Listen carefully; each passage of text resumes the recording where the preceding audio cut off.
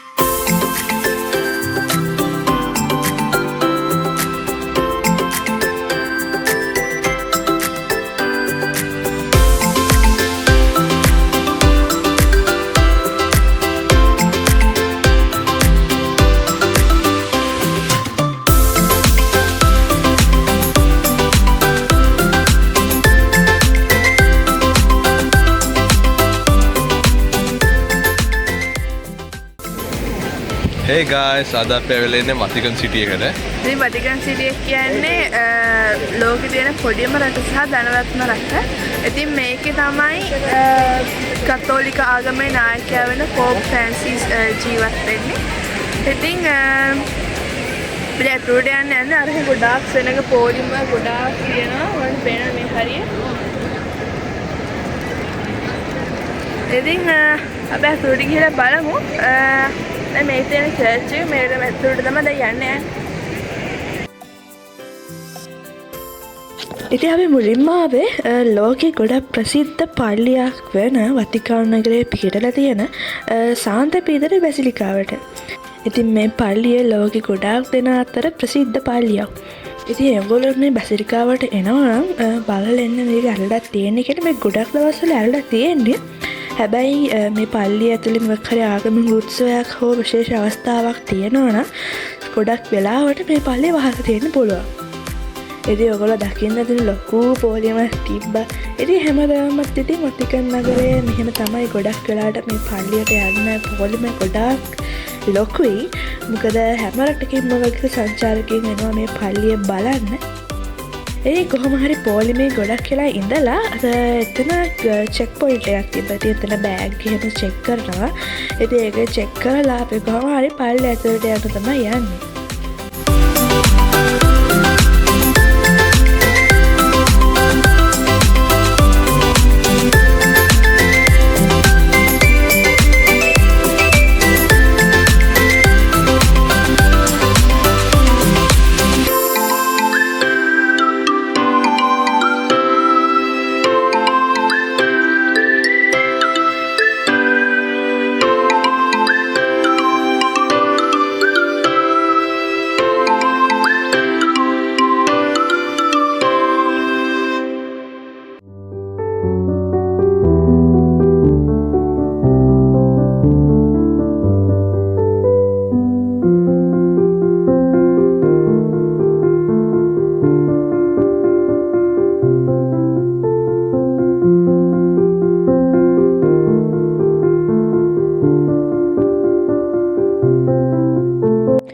ඉතින් පල්ලිය ඇතුළට යද්දී ඔයාලට හම්බෙන පළවෙනි දොරේ ඔයගොල්ලෝ ඇතුළට ගියොත් මෙන්න මේක තමයි බලා ගන්න පුළුවන්.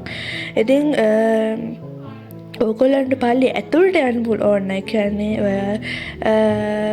පූජාවන් එහෙම සිද්ධ වෙන ස්ථානයට යන්න ඕන. ඔයගොල්ලන්ට පුළුවන් දෙවෙනි දොරෙන් ඇතුළට එන්න. එතකොට ඉතින් අර පළවෙනිට ඇතුළට වෙච්ච දොරෙන්ම එළියට ගිහිල්ලා ඊට පස්සේ දෙන දොරෙන් තමයි ඇතුළට යන්න ඕනේ.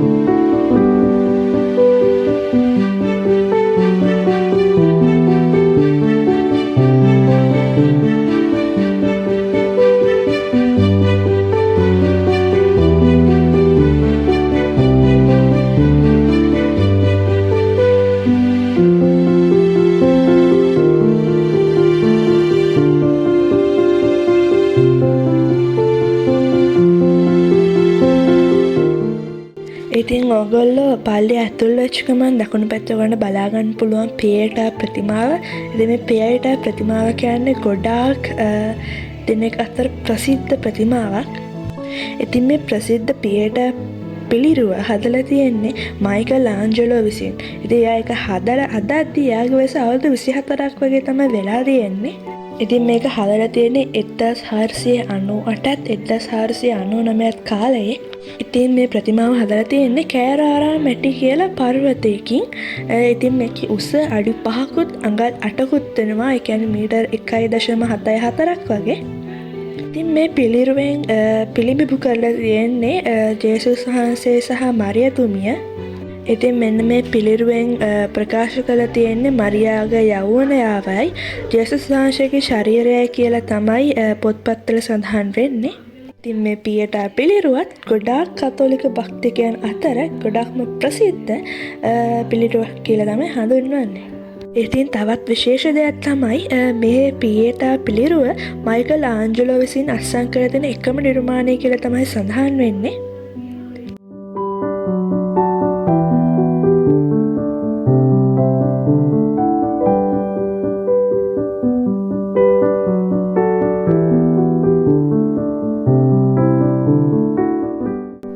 ඉතින් මේ බැසිලිකාව ගැන තවත් විස්තර කියනවනම් මේ බැසිලිකාව ජේසුස් වහන්සේගේ ශිෂ්‍යයෙකු වන සහ රෝම කතෝලික පල්ලියේ පළමු පියතුමා ලෙස සැලකෙන සාන්ත පීටර්ගේ සොහොන උඩ තමයි හදලා තියෙනවා කියලා කියන්නේ.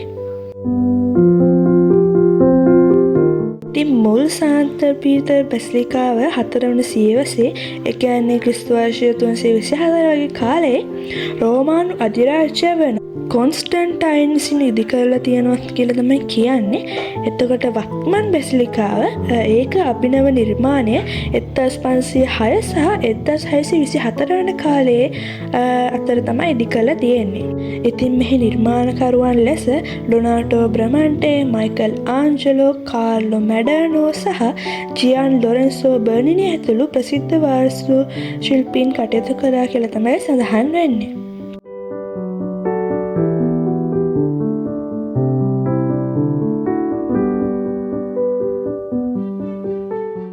ඉතින් සාන්ත පීතර බැසිලිකාව ලෝකයේ විශාලතම දේවස්ථාන අතරේ එකක් වන අතර එහි දිග මීටර් 230ක්, එහෙම නැත්නම් අඩි 750ක් සහ පළල මීටර් 150ක්, එහෙම නැත්නම් අඩි 490ක් වෙනවා.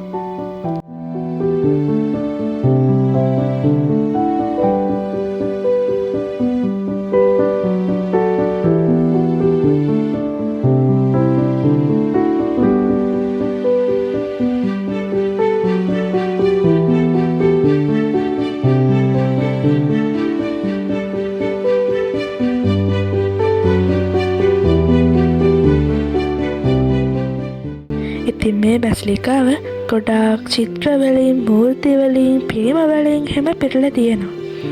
ඉතින් ඒ ඔක්කොම කරලා තියෙන්නේ ගොඩාක් ප්‍රසිද්ධ චරිතවලින්. ඉතින් ඒ කිහිප දෙනෙක් තමයි අර මම මුලින්ම කිව්වේ. ඩොනාටෝ බ්‍රමන්ටේ, මයිකල් ආන්ජලෝ, කාර්ලෝ මැඩර්නෝ, ජියාන් ලොරෙන්සෝ බර්නිනි වගේ අය තමයි ඒ ඔක්කොම කරලා තියෙන්නේ. ඉතින් බලන්නකෝ කොච්චර ලස්සන ඒවා ගොඩාක් තියෙනවද කියලා.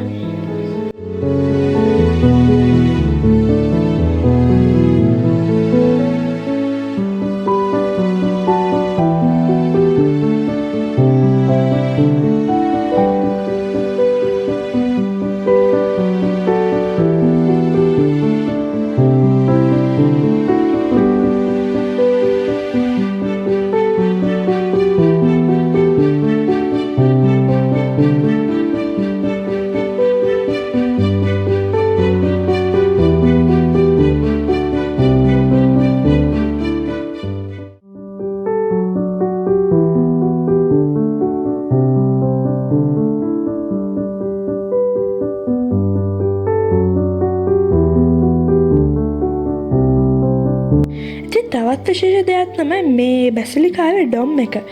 එහෙම නැත්නම් සිංහලෙන් කියන ගුම්බදය කියලා. මම මේක ෆොටෝ එකක් මේ වීඩියෝ එකේ දාන්නම්.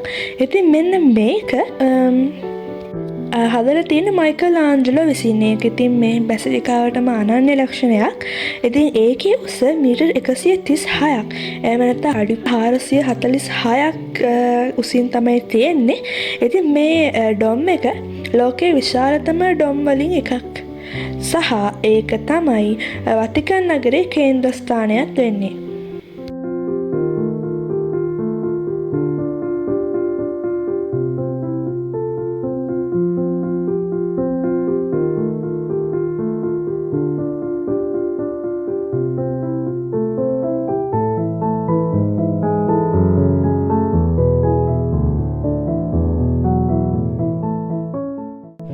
ඉතින් මේ බැසිලිකා වටේ 60,000ක් පමණ පුද්ගලයන්ට ආශිර්වාද කරන්න පුළුවන්.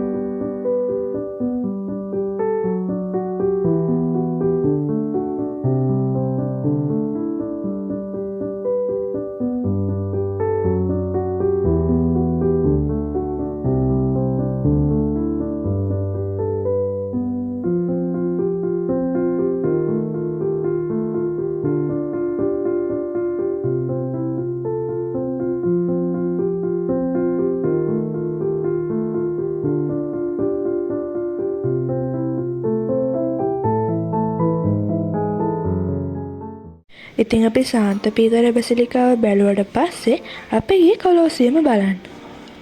ඉතින් කොලොසියම කියන්නේ රෝමයේ පිහිටලා තියෙන ඉතාම ප්‍රසිද්ධ පුරාණ රෝමානු අධ්‍යාපනික විශාල ක්‍රීඩාංගණයක් වන අතර ලෝකයේ ප්‍රසිද්ධම සම්පතක්. ඉතින් කොලොසියම ක්‍රිස්තු වර්ෂ 72 දී රෝමානු අධිරාජ්‍යය වන වෙස්පේෂියන් විසින් ආරම්භ කරලා තියෙනවා ඉදි කරන්න. ඊට පස්සේ ඒක ඉවර කරලා තියෙන්නේ එයාගේ පුතා වන ටයිටස් අධිරාජ්‍යයා විසින් ක්‍රිස්තු වර්ෂ 80 දී. කොලොසියම ඉතා විශාල ගොඩනැගිල්ලක්. ඉතින් ඒකේ උස අඩි 157ක්. ඒ කියන්නේ මීටර් 48ක්. ඒ වගේම දිග අඩි 620ක්. ඒ කියන්නේ මීටර් 189ක් සහ පළල අඩි 513ක්. ඒ කියන්නේ මීටර් 156ක් වෙනවා. 1349 ඇති වූ භූමිකම්පාව නිසා කොලොසියම් විශාල වශයෙන් විනාශ වෙලා තියෙනවා. ඉතින් ඒක නිසා තමයි එහි පිටත බිත්ති ඇතුළට කඩාවැටලා තියෙන්නේ. ඉතින් පොත්පත්වල සඳහන් වන විදිහට ඒ වැටුණු ගල්වලින් රෝමයේ රෝහල් මාලිගා වගේ අනිකුත් වාස්තු විද්‍යාත්මක ව්‍යුහයන් තනන්න භාවිතා කරලා තියෙනවා. ඉතින් මේ කොලොසියමේ ප්‍රසිද්ධ ක්‍රීඩා තරඟ, පෞරාණික ග්ලයිඩර් සටන් ක්‍රම සහ විවිධ සමාජික ක්‍රියාකාරකම් පවත්වාගෙන යන්න භාවිතා කරලා තියෙනවා. ඉතින් විශේෂයෙන්ම මේ කොලොසියම අධිරාජ්‍යය සහ පුරවැසියන් සඳහා විනෝදදායක ක්‍රියාවලියන් සඳහා පාවිච්චි කරන්න යොදාගෙන තියෙනවා. ඉතින් මේකේ සිද්ධ වෙන දේවල් බලන්න ඒ පුද්ගලයන්ට ඉඳගන්න මේකේ ඉඳගැනීමේ ක්‍රම 3ක් තියෙනවා කියලා සඳහන් වෙලා තියෙනවා. ඒ කියන්නේ ස්ටේජස් 3කින් සමන්විත වෙලා තියෙනවා මෙන්න මේ කොලොසියම්.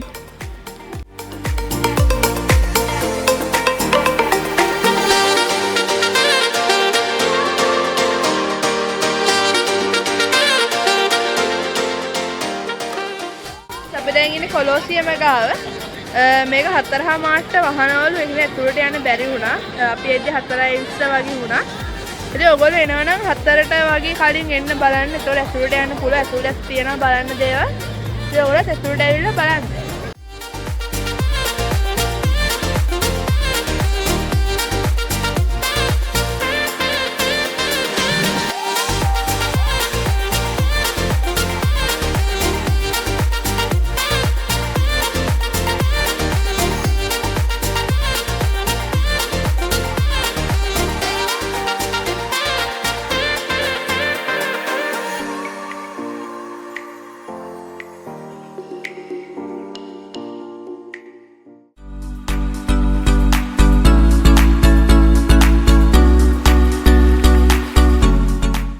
ගයිස් ඔයගොල්ලෝ කොලොසියම ළඟට ගියාම ලස්සනට ෆොටෝස් ගන්න පුළුවන් තැනක් ගැනද මම කියන්න යන්නේ. ඔය වීඩියෝ එක අපි යන්නේ එතනට. ඉතින් කොලොසියම ගාව තියෙන බස් ස්ටොප් එක තියෙනවනේ. ඒක ඉස්සරහින් තියෙන ඔයගොල්ලන්ට පේන්නේ එතනට ගියාම පොඩි පඩ පිළක් තියෙනවා. එතන උඩට ගියාම ඔයගොල්ලන්ට පුළුවන් බැම්මක් වගේ තැනකට යන්න. එතන ඉඳන් කොලොසියම ලස්සනට පේන ෆොටෝස් ගන්න පුළුවන් ඔයාලට. ඉතින් ඔයගොල්ලෝ කොලොසියමට ගියොත් මෙතනට ගිහලා අනිවාර්යෙන් ෆොටෝස් ටිකක් ගන්න. ඉතින් අපි ඊළඟට ගියේ රෝමයේ තියෙන ට්‍රෙවි ෆවුන්ටන් එක බලන්න. ඉතින් මේක ලෝකේ පුරා ප්‍රසිද්ධ වෙලා තියෙන්නේ ඒක තියෙන බැරොක් නිර්මාණ ශිල්පය සහ සංකීර්ණ මූර්ති ශිල්පය සඳහා. ඉතින් මේක ලෝකයේ ගොඩාක්ම ප්‍රසිද්ධ හා සුන්දර දිය උපත් වලින් එකක්. ඉතින් මේක 1732 දී 12 වන ක්‍රමෙන් පාප්තුමා විසින් දියත් කරන ලද ඉතාලි ගෘහ නිර්මාණ ශිල්පී නිකොලා සල්ලි විසින් නිර්මාණය කරන ලද අතර 1762 දී සල්ලිස්ගේ මරණයෙන් පසු ජුසෙප්පේ පනීනි විසින් නිර්මාණය කරලා අවසන් කරලා තියෙනවා. ක්‍රිස්තුපූර්ව 19 දී රෝමයට මිරිදේ ජලය ගෙනෙන් හදපු ආක්වාවෝග ජලධාරාවේ ඉඳලා නගරයට ජලය ලබා දෙන්න හදපු ස්ථානය තමයි ට්‍රෙවි ෆවුන්ටන් කියලා හඳුන්වන්නේ.